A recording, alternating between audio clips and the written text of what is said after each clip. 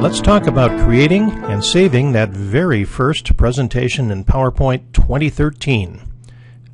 What you see before you is the start screen in PowerPoint 2013. The first thumbnail on the right-hand side of the screen is called Blank Presentation. Let's go ahead and click that one. And PowerPoint responds by creating a new presentation for us with one slide in it. And this slide is known as the title slide. It has a title slide layout which has room for a title and a subtitle. The two boxes you see on that screen are content placeholders. And we can do just what it says here. Click to add a title. And let me go ahead and type a quick title. Okay, I've added my own text here. I'm not going to add a subtitle though. Anything you see that says click to add title or subtitle, anything like that, will not actually show up on the slide until you click and type something.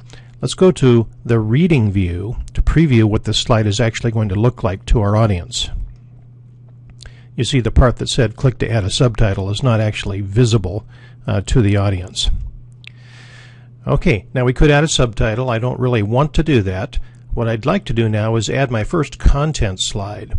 And on the ribbon, on the Home tab, you see a new slide icon. And it's actually made up of two parts. If I click the part at the top of it, I will get the default new slide. That is a slide that has a title and content placeholders. I can, however, click the little drop down underneath it and see the various layouts that are available to me in the theme that I'm using. Even though on the start screen this was called the blank presentation, it is still based on a theme, and the theme is called the Office theme. I'm going to clear those layouts and just click the top part of this and get the default new slide. And you see two content placeholders on here. At the top, I'll click and add a title. And at the bottom, I'll click where it says click to add text and add a couple items.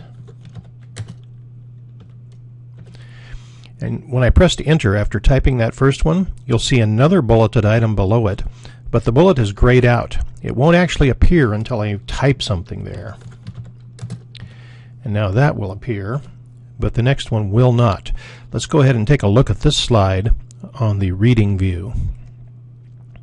You see, that shaded out bullet does not show up. Okay. Now, if I want to add another slide after this one, I can click New Slide. Let me highlight this one. New Slide, and I'll get the same sort of slide, or I can come down and pick a different layout. Let's say I want to use this side-by-side comparison layout.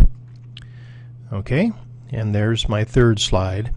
Before you do very much work in PowerPoint, you should save your presentation. Here's how you do that. Go to the File tab, click the Save button, and you'll choose your location. With Office 2013, the default location is your SkyDrive. I actually have two SkyDrives here in my locations, but I want to save this one on my local computer. So I'm going to click Computer, Browse, go to the desktop, and we're going to call this Presentation 1. PowerPoint picked up that title from the first slide. I could change it to be anything I want at this point, but that's fine. So I'm just going to click Save. And now, as I work on this presentation, I can use the Quick Access toolbar, the picture of the disk up here, to save as I go, or press Control-S to save, and it will save that file, adding material to it as I build the presentation. Now, on the topic of design themes, there's a Design tab. I could have started this presentation by clicking on any of the design themes, clicking the Create button, and my presentation would have been created with that design.